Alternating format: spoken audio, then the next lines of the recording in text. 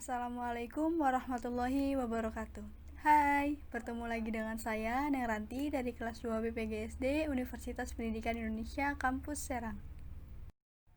Pada kesempatan kali ini, saya akan mempelajari teori-teori belajar matematika pada pembelajaran matematika di sekolah dasar dengan dosen pengampu Bapak Dr. Supriyadi MPD perkuliahan keempat dengan mata kuliah pembelajaran bilangan dan pengolahan data di sekolah dasar.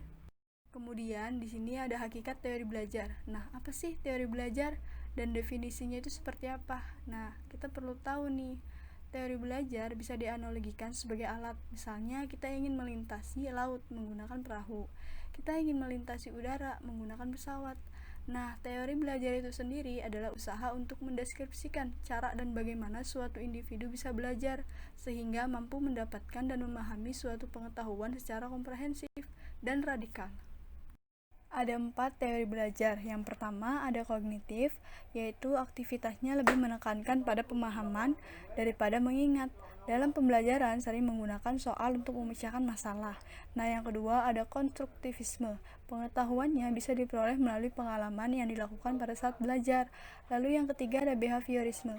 Jika teori ini dihubungkan pada saat pembelajaran, maka tingkah laku merupakan rujukan utama pada hasil belajar. Lalu yang terakhir, yang keempat, humanistik. Pada teori ini, hasil yang dituju dan parameter bahwa pembelajaran sukses adalah bila siswa bisa memahami dirinya dan lingkungan sekitar. Nah, pada pembelajaran matematika SD, kesiapan intelektual anak belajar matematika diharapkan matematika ini bisa menyenangkan. Kesepakatan pertama, pembelajaran matematika harus menyenangkan dan bermakna. Ada 3 keyword atau kata kunci dalam pembelajaran matematika di SD. Yang pertama, anak pada pembelajaran matematika di SD. Anak usia SD tahap berpikirnya belum formal, bahkan masih berada pada tahap prakonkrit. Matematika adalah ilmu dedukatif, aksiomatik, formal, hierarkis, abstrak, bahasa simbol yang padat arti, dan semacamnya. Dari perbedaan karakteristik tersebut diperlukan kemampuan khusus dari seorang guru untuk menjembatani dunia anak yang belum berpikir dedukatif menjadi bersifat deduktif. Nah, yang kedua, anak sebagai individu yang berkembang. Penelitian oleh John Pease bahwa anak bertindak dan berpikir tidak sama seperti orang dewasa. Bahkan setiap anak merupakan individu yang relatif berbeda pula. Guru harus memperhatikan dengan sungguh-sungguh keadaan dasar anak didik tersebut. Lalu yang ketiga ada kesiapan intelektual anak. Jadi, agar pelajaran matematika di SD dapat dimengerti, maka mengajarkan suatu bahasan harus diberikan kepada siswa yang sudah siap menerimanya.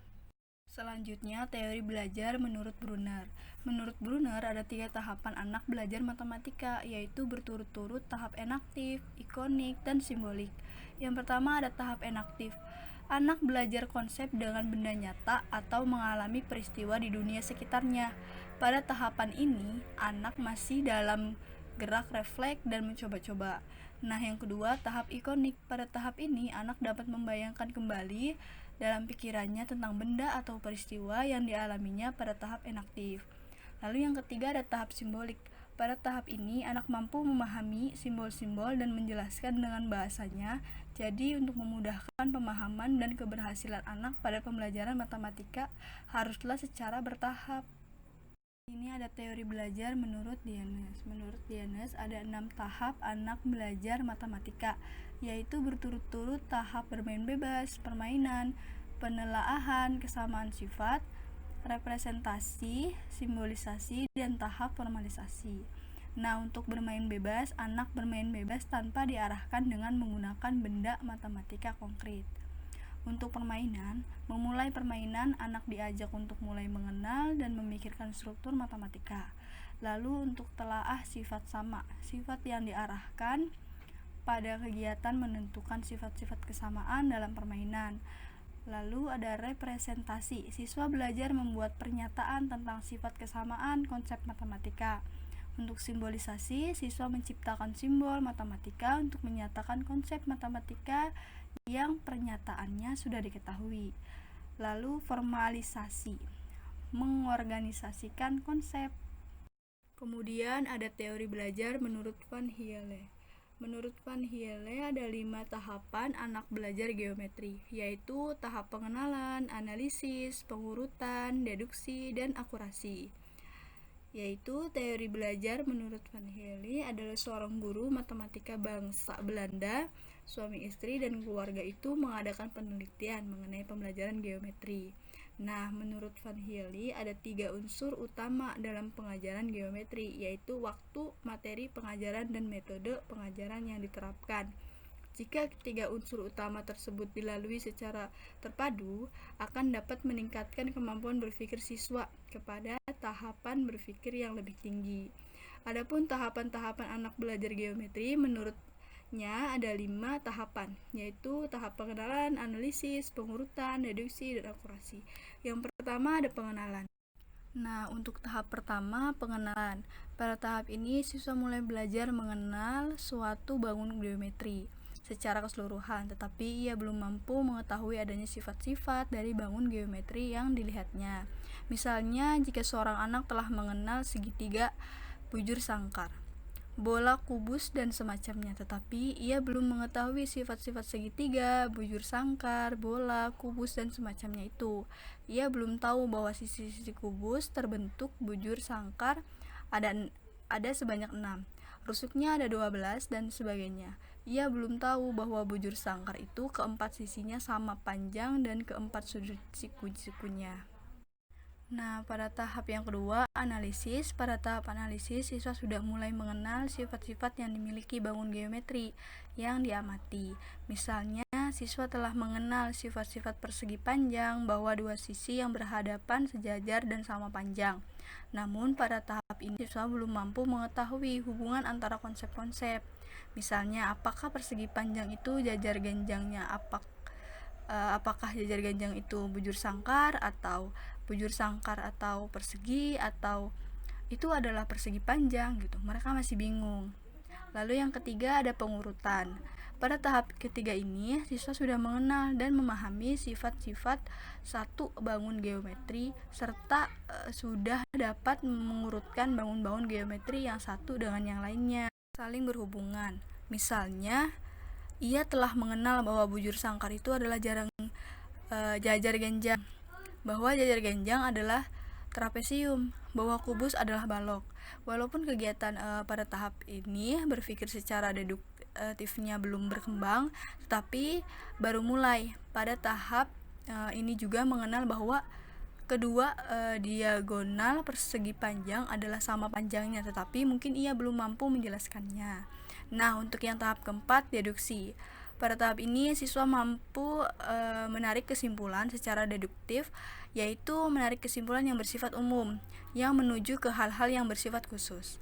Siswa sudah mulai memahami perlunya mengambil kesimpulan secara deduktif. Pada tahap ini juga, siswa sudah memahami pentingnya unsur-unsur yang tidak didefinisikan, aksioma atau postulat, dan dalil atau teorema, tetapi ini belum bisa mengerti mengapa suatu itu dijadikan postulat atau dijadikan dalil. Nah, yang kelima ada akurasi. Pada tahap yang kelima ini, siswa sudah mulai menyadari pentingnya ketepatan prinsip-prinsip dasar yang melandasi suatu pembuktian. Misalnya, ia mengetahui pentingnya aksioma atau postulat dari geometri Euclid. Tahap berpikir ini merupakan tahap berpikir yang paling tinggi, rumit dan kompleks, karena tahap akurasi atau rigor ini di luar jangkauan usia anak-anak SD sampai tingkat SMP. Selanjutnya ada teori belajar menurut Brownell dan Van Eegen. Menurut teori makna dari Brownell dan Van Eegen menyatakan bahwa pada situasi pembelajaran yang bermakna, menurut William Brownell tahun 1935, bahwa belajar itu pada hakikatnya merupakan suatu proses yang bermakna. Ia mengemukakan bahwa belajar matematika itu harus merupakan belajar bermakna dan pengertian. Khusus dalam hubungan pembelajaran matematika di SD, Brownell mengemukakan apa yang disebut meaning theory atau teori makna sebagai alternatif dari the real theory atau teori latihan hafal atau ulangan. Lalu ada teori belajar menurut Gagne, ada objek belajar matematika, 8 tipe belajar. Nah, teori menurut Gagne untuk mendukung pengembangan kemampuan siswa yang berhubungan dengan pemaparan hasil belajar pengetahuan matematika, maka diperlukan adanya yang pertama fakta.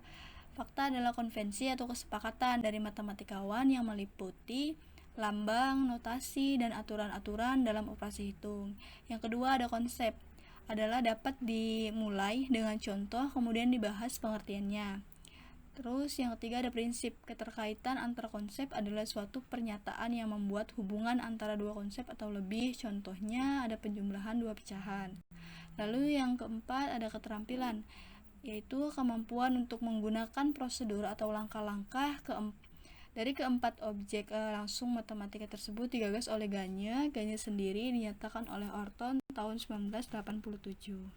Selanjutnya ada 8 tipe belajar. Yang pertama ada belajar isyarat. Belajar isyarat atau belajar sinyal ialah belajar sesuatu yang tidak disengaja sebagai akibat adanya rangsangan, misalnya sikap positif dari siswa dalam belajar matematika karena sikap atau ucapan guru yang menyenangkan. Yang kedua ada belajar stimulus respon. Belajar pada tahap ini sudah disengaja dan responnya adalah jasmania. Misalnya siswa menyebutkan atau menuliskan beberapa contoh bilangan bulat yang negatif setelah guru memberikan penjelasan tentang bilangan bulat negatif. Yang ketiga ada rangkaian gerak. Belajar dalam bentuk perbuatan jasmania berturut-turut dari dua kegiatan atau lebih stimulus respon. Misalnya seorang anak yang menggambarkan ruas garis melalui dua titik yang diketahui diawali dengan menggambar atau mengambil mistar, meletakkan mistar melalui dua titik, mengambil pensil atau kapur tulis, dan akhirnya menarik ruang garis. Nah, yang keempat ada rangkaian verbal. Belajar yang berupa perbuatan lisan berturut-turut dari dua kegiatan atau lebih stimulus respon, misalnya menyatakan atau mengemukakan pendapat tentang simbol, definisi, aksioma, dalil, dan semacamnya. Yang kelima ada belajar membedakan. Belajar memisah-misahkan rangkaian yang bervariasi. Ada dua macam belajar membeda-bedakan, yaitu belajar membeda-bedakan tunggal berupa pengertian siswa yang terhadap suatu lambang, misalnya lambang penarikan akar kuadrat. Sedangkan membedakan jamak adalah membedakan beberapa lambang tertentu, misalnya lambang-lambang ruas garis, sinar, dan garis. Lalu yang keenam ada belajar konsep. Tipe belajar konsep ini disebut pula tipe belajar pengelompokan, yaitu belajar mengenal atau melihat sifat bersama dari suatu benda atau peristiwa. Misalnya untuk memahami konsep lingkaran siswa, mengamati cincin, gelang, permukaan drum, permukaan gelas, dan semacamnya. Lalu yang ketujuh ada belajar aturan. Pada tipe ini, siswa diharapkan mampu memberikan respon terhadap semua stimulus dengan segala macam perbuatan. Misalnya, siswa yang mampu menyebutkan sifat penyebaran perkalian terhadap penjumlahan, tetapi belum mampu menggunakannya atau sebaliknya. Yang terakhir ada pemecahan masalah. Pemecahan masalah adalah tipe belajar yang paling tinggi. Sesuatu itu merupakan masalah bagi siswa bila sesuatu itu baru dikenalinya. Tetapi siswa telah dimiliki persyaratannya, hanya siswa belum tahu proses algoritmanya atau menghitungnya atau penyelesaiannya. Sesuatu masalah bagi siswa tetapi bukan bagi guru, seperti itu. Selanjutnya ada teori menurut Piaget. Teori perkembangan kognitif atau teori perkembangan Piaget yaitu teori Piaget yang perlu diketahui guru, yaitu bahwasannya perkembangan kognitif seorang siswa bergantung kepada sejauh mana siswa itu dapat memanipulasi dan aktif berinteraksi dengan lingkungannya. Ada 4 tahap perkembangan kognitif menurut Piaget. Yang pertama 0-2 tahun, sensori motorik. Yang kedua ada 2-7 tahun, praoperasional. Yang ketiga 7-11 tahun, operasional konkret. Yang keempat 11 tahun ke atas, operasional formal. Selanjutnya ada teori Ausubel. Teori Ausubel berfokus pada belajar verbal, yaitu fokus pada sifat makna. Teori belajar Ausubel menitik beratkan bagaimana seorang memperoleh pengetahuannya. Menurut Ausubel ada 2 jenis belajar, yaitu belajar hafalan dan belajar bermakna. Lalu ada teori belajar menurut Vygotsky. Vygotsky menekankan pada hakikat sosiokultural pembelajaran. Penerapan teori belajar Vygotsky ini dalam interaksi belajar mengajar mungkin dapat dijabarkan sebagai berikut. Yang pertama, walaupun anak tetap dilibatkan dalam pembelajaran aktif, guru harus secara aktif mendampingi setiap kegiatan anak. Dalam istilah teoritis ini berarti anak-anak bekerja dalam zone of proximal development dan guru menyediakan scaffolding bagi anak selama melalui GPD. Yang kedua, secara khusus Vygotsky mengemukakan bahwa di samping guru, teman sebaya juga berpengaruh penting pada perkembangan kognitif anak. Kerja kelompok secara komparatif tampaknya mempercepat perkembangan anak.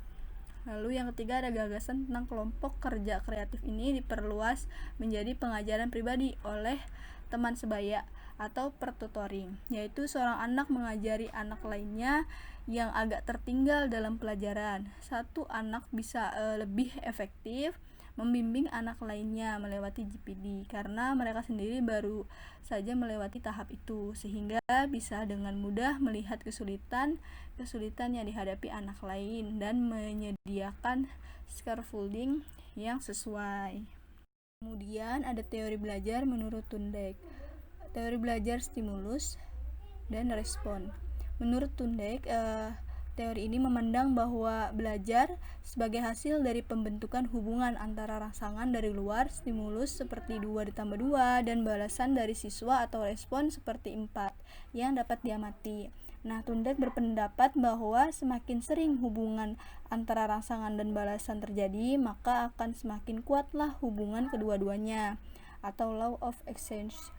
Kuat tidaknya hubungan ditentukan kepuasan maupun ketidakpuasan menyertainya, atau law of effects.